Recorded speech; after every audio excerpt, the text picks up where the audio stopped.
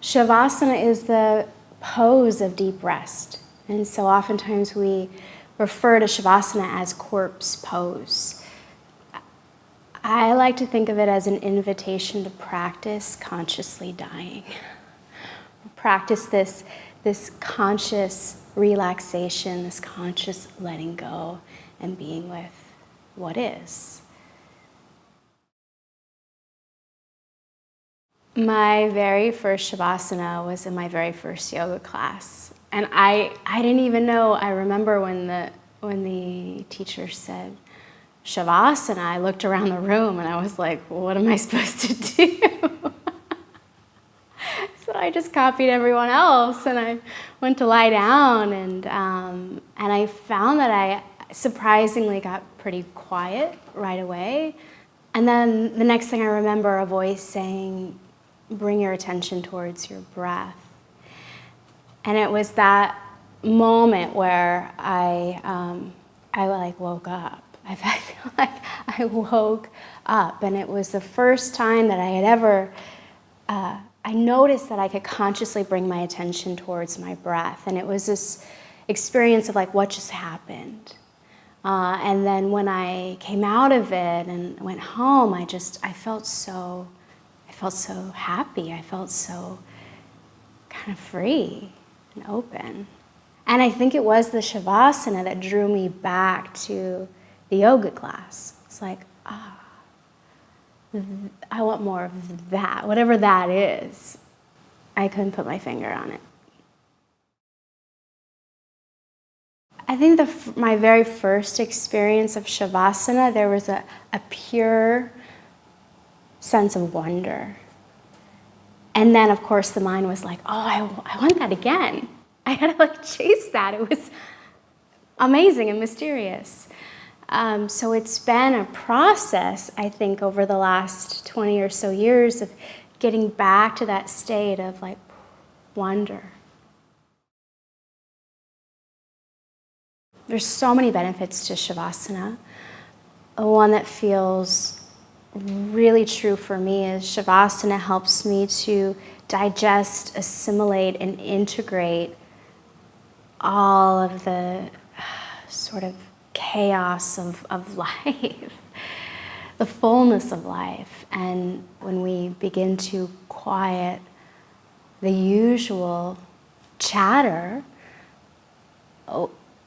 we can be surprised by the creativity that flows through, new insights, feelings, and we're more receptive to these cosmic downloads that are constantly wanting to move through us all the time. But oftentimes the mind, there's so much chatter going on, and the mind is everywhere other than here. We're not able to really be with ourselves and receive the creativity, the insight, the intuition. I think the root of our resistance to the Shavasana is stopping the doing, and essentially to dying a little bit. There can be this fear that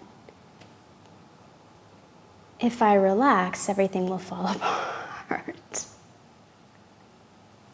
And then what happens? And so relaxation it's a skill. It's an incredible skill because we're wired to be constantly doing and active and busy. And so to take the time to really begin to relax takes practice. This question of do we die or who dies it's such a personal question and investigation. My current idea or sense is that the death of the body is not the death of the being or the soul. And I truly feel and believe that. But my deepest sense is that there is something beyond what we can actually conceive of and understand. And that there's this continuation of energy that keeps moving and has a life of its own. I do believe that yogic training prepares us for this daily death, not in a literal sense, but in a spiritual sense. And I think it starts with this quieting or stilling of the fluctuations of the mind, going back to that Sutra 1.2. Yoga is the quieting of the mind. And Shavasana is that invitation to start with that in a conscious way. So my experience with coming out of Shavasana, initially, of course, there's some resistance and this desire to want to linger in whatever's happening. And so this opportunity, this moment of rolling to my side, I think of it as precious. It feels like this tender moment and opportunity to do my best to translate it into my daily life, to bring it into whatever I'm doing next. And so allowing myself to linger in that state as I come out, and then that moment of opening my eyes for the first time and letting the light come in and feeling a new sensitivity to color, to sounds coming in, to taste, that first sip of water, textures. There's like a whole new vibrancy that comes after Shavasana.